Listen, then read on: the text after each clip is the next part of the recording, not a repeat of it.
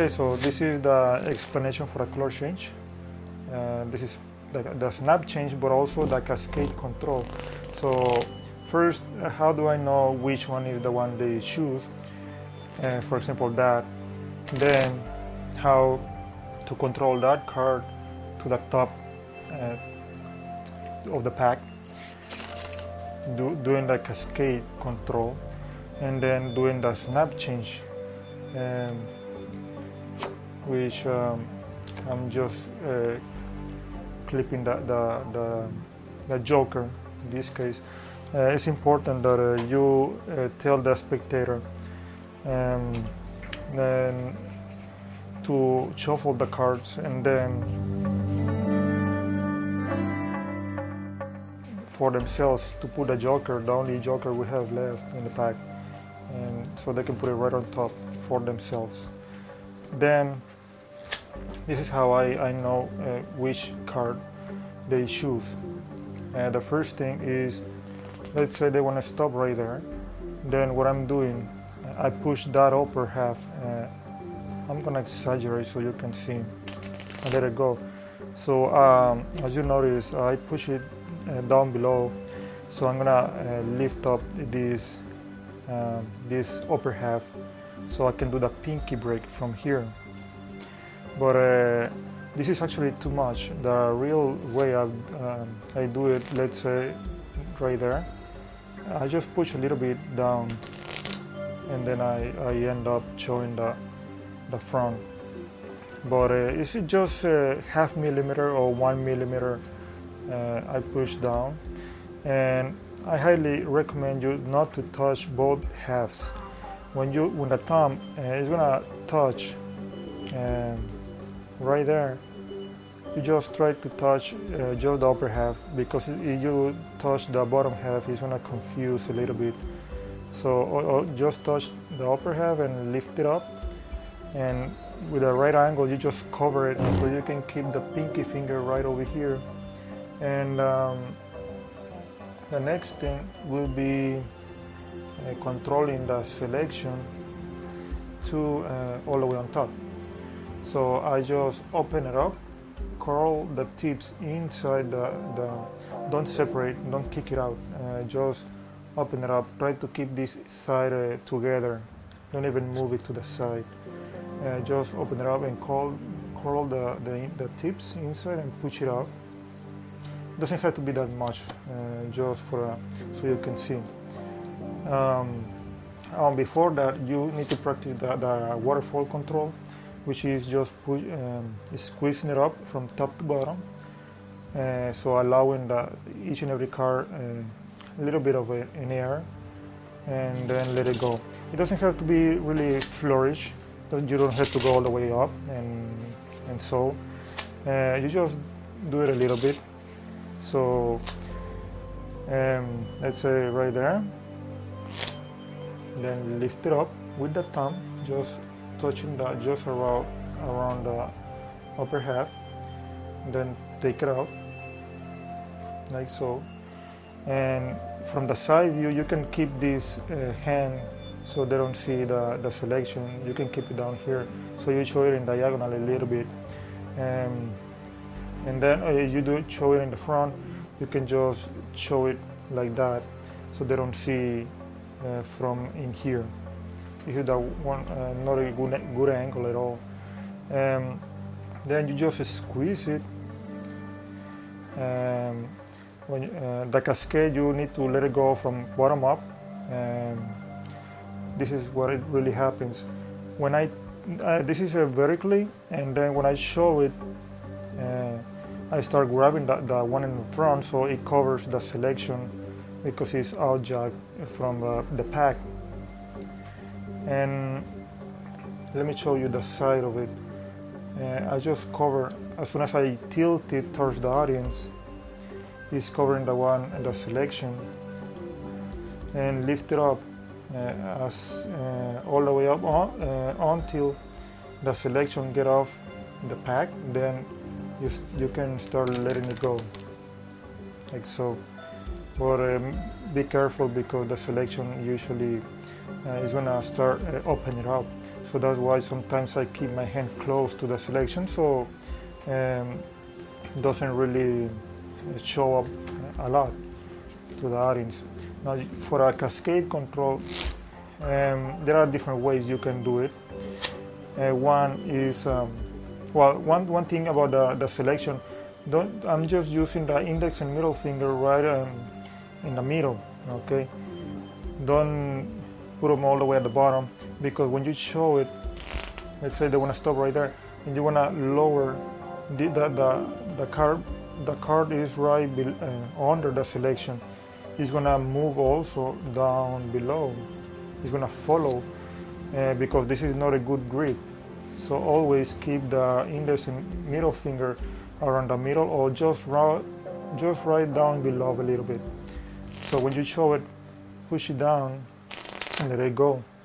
You need to be careful with the light source, because if there is a lot of light from the bottom up, it's going to cause, let's say right there, it's going to cause the shadow, as you can see right there in the middle of the pack. So I sometimes, before I let it go, I lift it, so I try not, so it doesn't spread to the sides. I lift it almost straight up to their face, so they don't really see a lot of shadow causing because of the break. You see. Now the nice thing about this, it's not a break, but it's a way how you can guess which card they are selecting. Let's say they wanna the Queen of Hearts, then let it go. The Ace of Clubs, and push it down, and now you have two selections right there. But if you are using natural light source, it's good, because you can show it, and because the light is coming top to bottom, it's not causing any shadow, so you can actually show a little bit in diagonally, so they can see like that. But if there is light coming from the front or bottom up, you need to lift it up a little bit, not show too much, because they will see the bottom of the pack. So just show it like that. And so it's important that the grip is around in the middle. You can use many other methods, but this is the one I use actually, just explaining. And the cascade control, there are different ways, and as I'm about to explain to you right now, because the most useful, well, the most I see people doing is they show just the index and let it go. Let's say they want show it. Let's say the 10 of clubs. Do the pinky break, let it go, and as you can see, I had the break right under the selection. But the thumb, it has to be right in the side. Don't put it in diagonal, corner to corner, because it's going to be really hard to show the index. So just leave the thumb right in the side of the pack, and so you can show just the corners. In some cases, some people prefer to do the break right above the selection. Let it go, then push it harder with the pinky. Let it go the rest of the cards. But before you let it go, make sure you move your hand. Okay.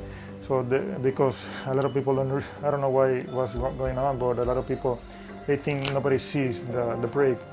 Even well, you do it right, of course, but sometimes it's kind of risky. So just move your hand, and it's better. You know, it's a really normal, natural way to move. Well, the thing, when you have the break right above the selection, the selection under the break, under the pinky, you just push, and so you can contact the tip of the pinky with the selection card. So at that point you can just squeeze everything, and when you lift it, you need to grab that card, the selection card, and as soon as you get off the pack, let it go. But it's almost instantaneously. That many people, it's hard to notice because it's so quick, and to me it's not comfortable at all. So instead of that, I just show the corner and do the break right under the selection, so the selection is right above the break. So I just open it up and curl the tips and push it out, or just pull it out. And the nice thing about it is because I can keep this side pretty well square, and then without no worry keeping any separation, any break, I can just squeeze, and when you tilt it, it starts dropping. So the selection is right here. Sometimes you need to relax the tip so it doesn't really pronounce too much in the V shape. So that's the way most of the people do it. Let it go and then let it go the rest. So it's pretty quick, actually, almost instantaneously. That it's hard to notice that you're doing the break right above or right under the selection. I do it right under the selection because so I can just take it out just a little bit, and then I just squeeze it and let it go. See, so I have the ace right there. But it's important to squeeze. When you tilt it, start grabbing the pack, so it looks like you start doing the cascade control or waterfall flourish. Then it's gonna get off the pack. So that's what I do. So you know, it's gonna be up to you. You know, which is gonna be better, which movement. But I really find it really comfortable for me just to jog it outside the pack and then start grabbing the cards. And it looks so innocent. Now, this is one important thing you need to know. When you do the cascade, you need to do it for a good skews, and the skews I use in the performance is make sure there is no gaps, no breaks or anything. That's why I say it before the audience start thinking for themselves why I'm doing it. So just tell them ahead of time, so don't let them think for themselves while you're doing the cascade control before they even start realizing or thinking while you're controlling the card. Squeeze, so start letting it go, and then turn it over and then start doing the same. If for some reason you have problems in the first control and some card gets stuck or you get messed up, it looks really bad. The next flourish, when you do it again, try to match it up with the first cascade control. That's one important thing to know. Then the next thing will be the color change, and this is really something, you know, is pretty much one-on-one, and I find it has to be two cards, and this is the way. Let me show you first. You have the index in the middle, right on front, and the thumb right in the back. Okay, right there. I'm just moving it like so. I just relax the index, just relax the index, open it up a little like that, and then start taking with the middle finger all the way around the thumb. Always the middle finger is pushing against the thumb all the time, and then catch it again with the index. But as you can see, it's pretty much one-on-one. One-on-one means only with one person in front of you. But I find a way to do it. Well, let me show you first the way I did it in the performance, because a lot of people can do it with one hand and with a card in the same hand, like that. Okay, so it's gonna be up to you. The way I did it in the performance, you need to get a double lift. Now you can push one, push twice with the same move, then bring it back. But make sure your hand is like that, or you can just lift it up, and before you even lift it up, do this move. So it looks like a little bit confused because you are with a thumb doing the double lift. Well, there are many ways you can get a double lift anyway. Then with the middle finger is right here in the corner. With the thumb, I catch it the opposite corner, and then I just spin it. Now this is a little bit fancy move because it looks nice. Don't just move your hand like that and that's it. I swing my hand, my arm actually, all the way around, bring it, and then do the move right from here. I don't snap, I just pull it, so it looks okay, you know. That's gonna be your own taste, but at least you know the way I did it. Swing it all the way around, bring it, that's it. Just make sure you have the right angle. And to leave this card over here, don't just bring your hand and that's it. There is no good reason for you to bring it back, drop it off, and then bring it up front again. This is what I do. After I do the snap change, I bring it, but I start spinning the card. And so I catch it with the other hand. So there is a good reason why I bring in my hand back to the pack, so it doesn't look weird bringing my hand. So I do, and that's why I do the move. Bring it. That's it. Make sure also you tilt 45 degrees around your arm, so because you leave it straight up, it's not gonna all the time end up pretty well square to the pack. So always tilt it 45 degrees around there. Do it again. Bring it. That's it. Now I'm gonna show you a way to do it actually for a more. Now let me show you again how to do it for a less risk angle view, because even if you do it in one-on-one, it's still kind of a little bit risky. So this is what I recommend to some people to do it. Just do it, spin it immediately. Let me do it again. Sometimes you need to dance a little bit. But as you notice, I catch it when I finish spinning. My index and middle finger, they're gripping the card immediately, so they don't move one from the other. Move it up, and when you move it down, do the snap change immediately, and make sure the pack is a little bit tilted 45 degrees. And when you change it, spin it, and just some moves, you know, to consider.